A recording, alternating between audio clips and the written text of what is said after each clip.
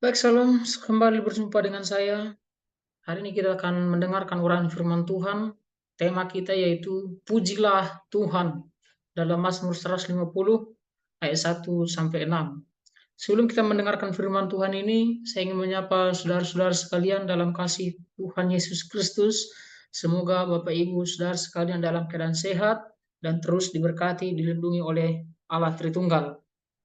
Nah, kita akan berbicara, tema sentral kita itu Pujilah Tuhan.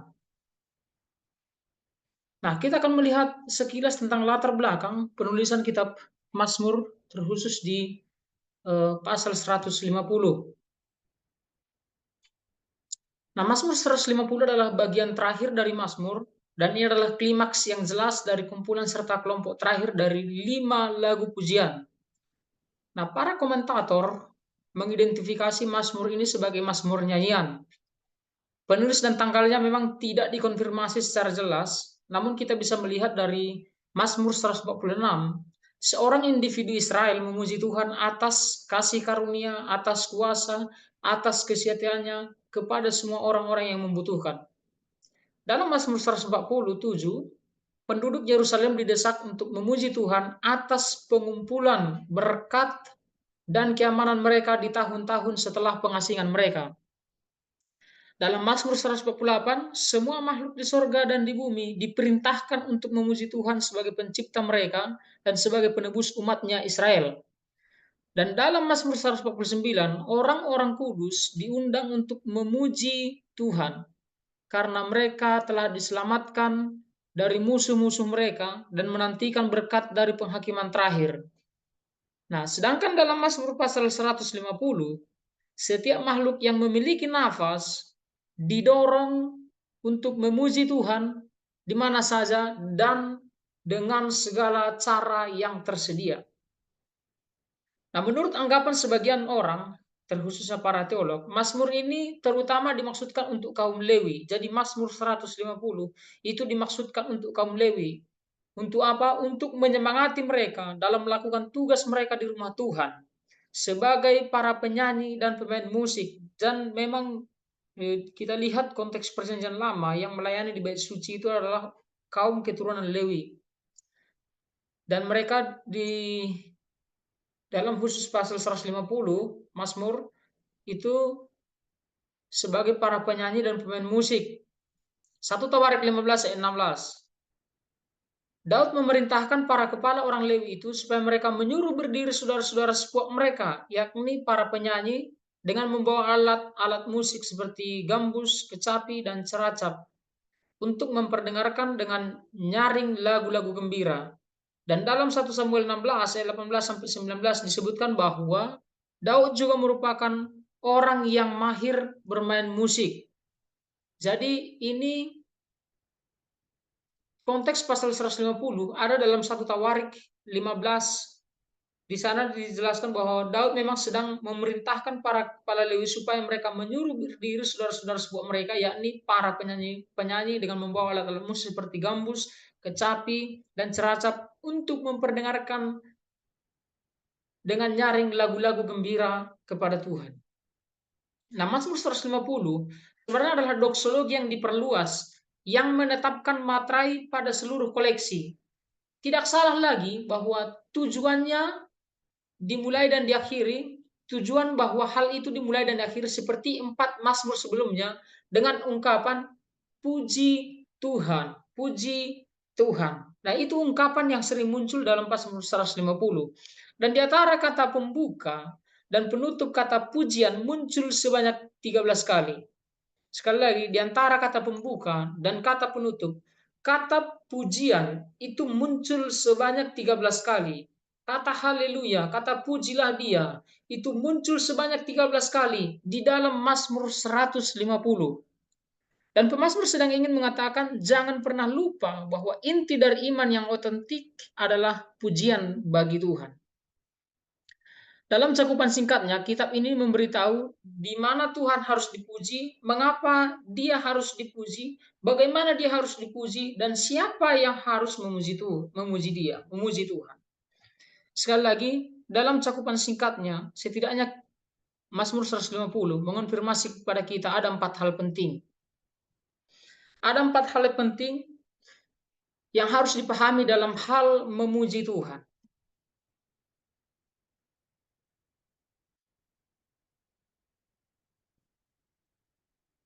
Ya, pertama memuji Tuhan,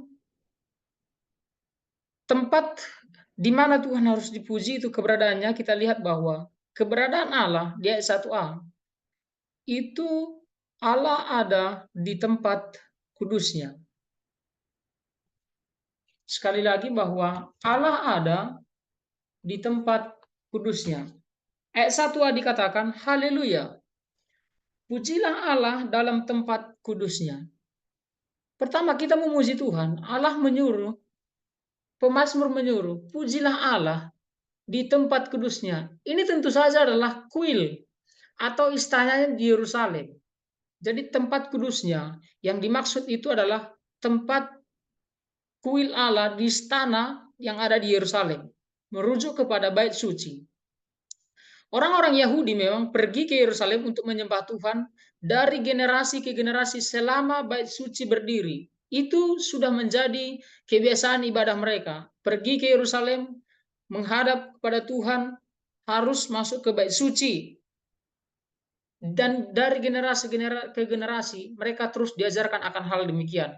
Akan tetapi dengan kedatangan Yesus, tabir bait suci yang memisahkan umat dari hadirat suci Allah disingkirkan. Dan bait suci itu sendiri kemudian dihancurkan dalam penghakiman. Sekarang kita menyembah Tuhan melalui bait dari tubuh Yesus yang telah bangkit itu sendiri. Dalam Yohanes 2 ayat 13. Dan sebagai orang percaya, kita semua tergabung ke dalam tubuh itu. Juga tubuh kita masing-masing sebagai refleksi dari tubuhnya telah menjadi bait suci kecil di mana Allah memilih untuk tinggal di dalam rohnya. 1 Korintus 6 ayat 19. Jadi hari ini saat kita berkumpul dalam ibadah bersama, kita adalah bait Allah yang hidup dan kita adalah tubuh Kristus dalam pelayanan bersama.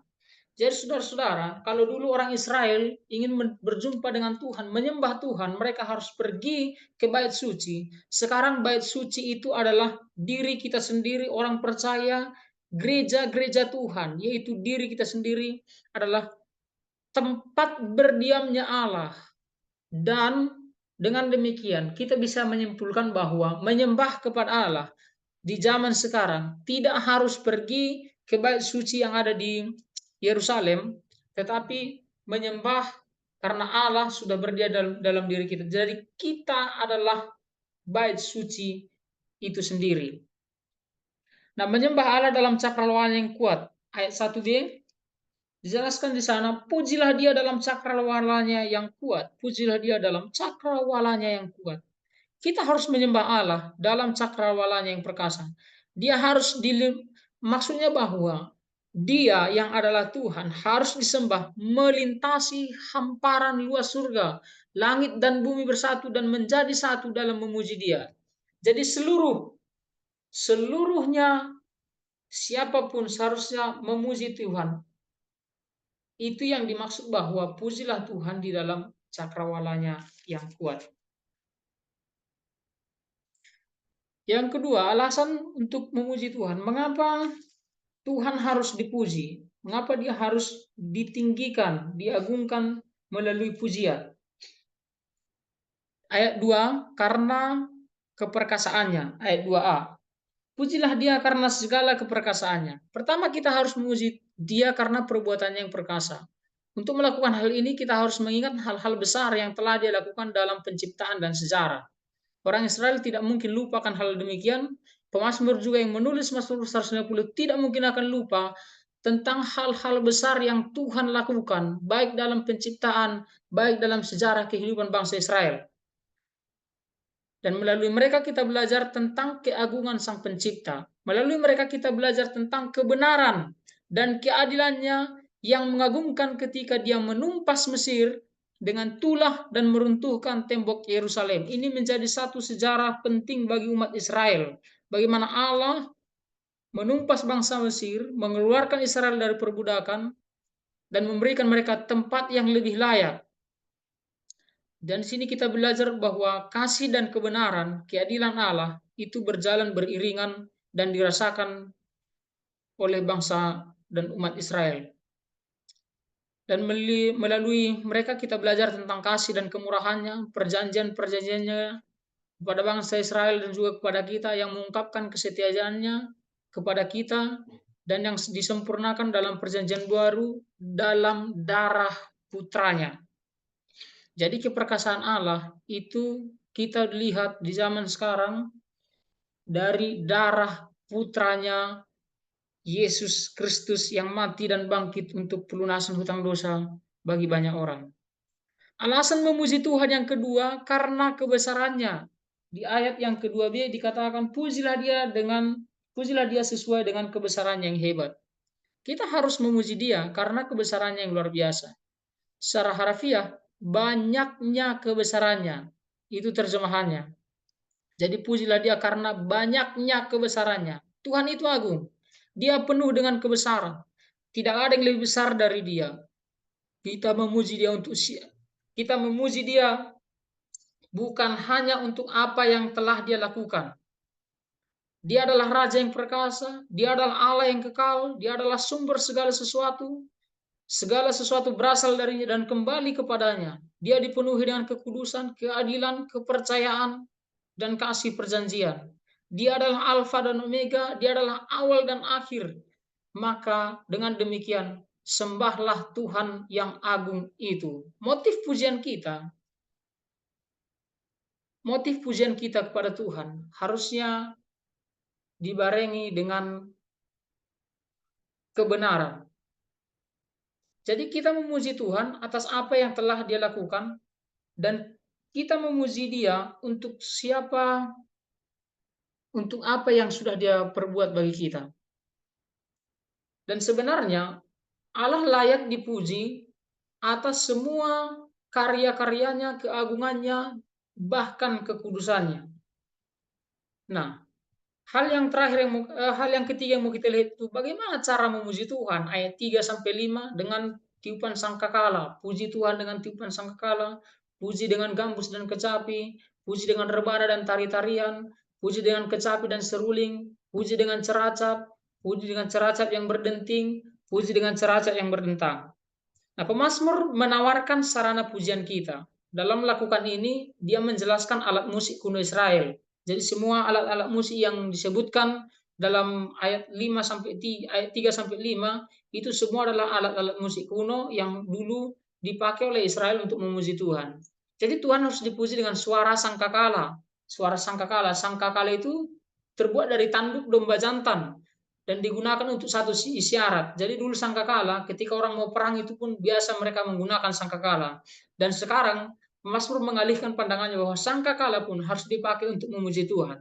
Kecapi itu adalah instrumen dengan beberapa senar dengan ruang suara dan beda-beda tipis dengan kalau sekarang kita lihat kecapi juga masih sekarang digunakan. Harpa, timbrel, sebuah instrumen wanita yang digunakan dalam tarian. Alat musik gesek, seruling, ceracap besar dan ceracap kecil. Jenis instrumen inilah jenis instrumen perkusi. Allah harus dimuliakan melalui simfoni suara. Ayat 3 sampai 5. Segala sesuatu yang membangkitkan pujian atau mengungkapkan pujian adalah instrumen pujian yang sah dan karenanya relevan untuk budaya dan orang yang menggunakannya.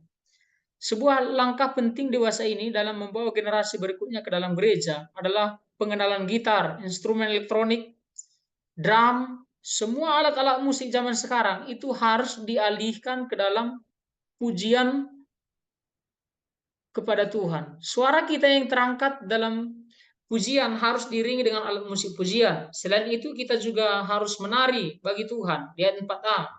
Jadi selain alat musik juga Mazmur menekankan bahwa memuji Tuhan dengan tari-tarian itu jadi tidak ada masalah dengan tarian karena memang di ayat 4a dikatakan puji dia dengan tari-tarian.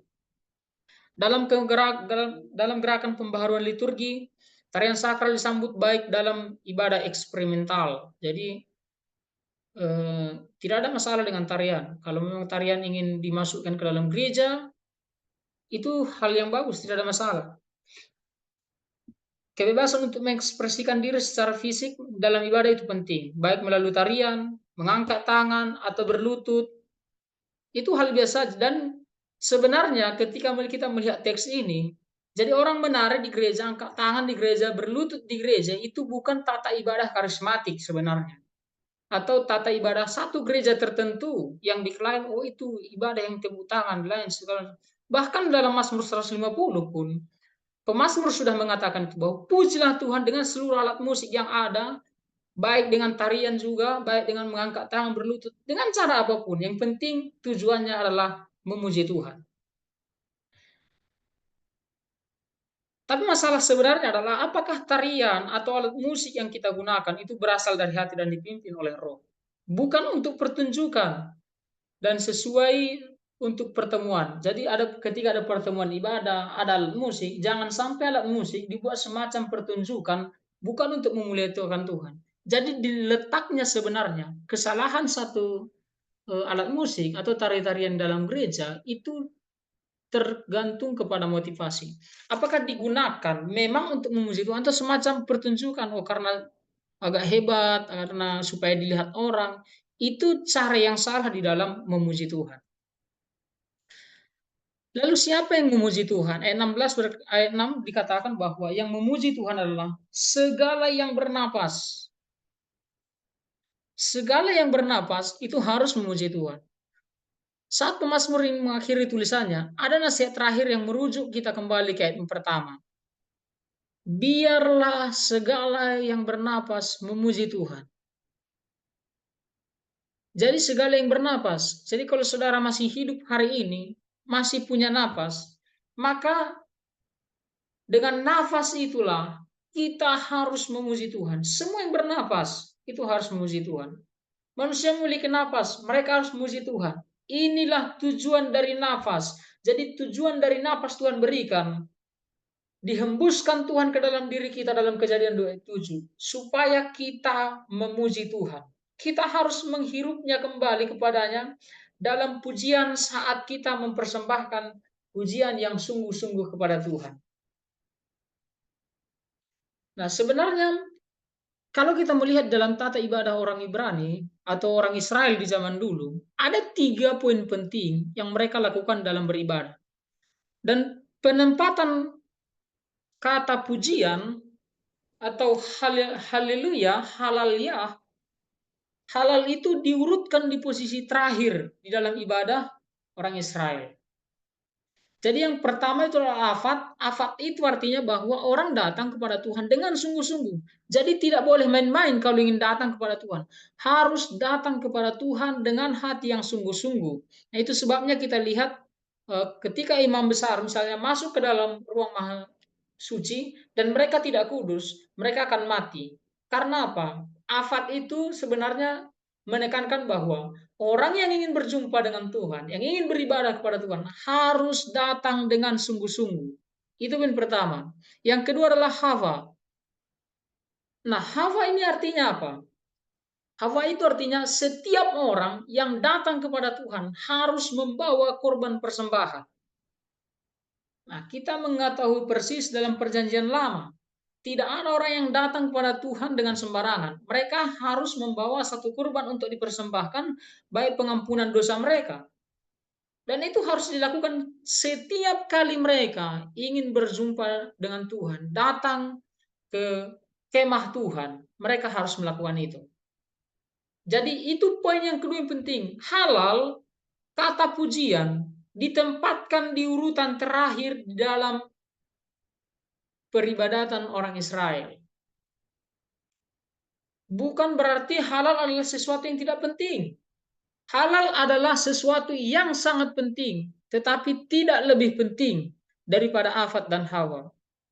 Jadi kalau saudara ingin datang kepada Tuhan, yang terpenting adalah bukan bagaimana pujiannya, bagaimana orang bermain musik dengan bagus, bagaimana orang menari dengan bagus. Bukan itu poin utamanya di dalam datang beribadah kepada Tuhan. Tetapi ada afat dulu, datang dengan kesungguhan hati. Yang kedua, datang dengan mempersembahkan, bawa persembahan. Tapi di zaman sekarang, Roma pasal 12, persembahan itu adalah tubuh kita sendiri. Jadi bawa tubuhmu, persembahkan tubuhmu sungguh-sungguh kepada Tuhan. Setelah itu barulah mulai memuji Tuhan dengan segala alat musik, dengan tari-tarian, dengan suara. Lakukan pujian kepada Tuhan. Karena memang dia layak dipuji. Jadi kesimpulan kita adalah pujilah Tuhan dengan segala sesuatu yang ada pada diri kita. Pujilah dia dengan apa yang diberikan bagi kita. Pujilah dia karena keperkasaannya. Pujilah dia karena kehebatannya. Pujilah dia sampai selama-lamanya. Terima kasih. Kiranya apa yang saya sampaikan memberkati kita sekalian. Tetap memuji Tuhan. Tuhan Yesus memberkati. Shalom.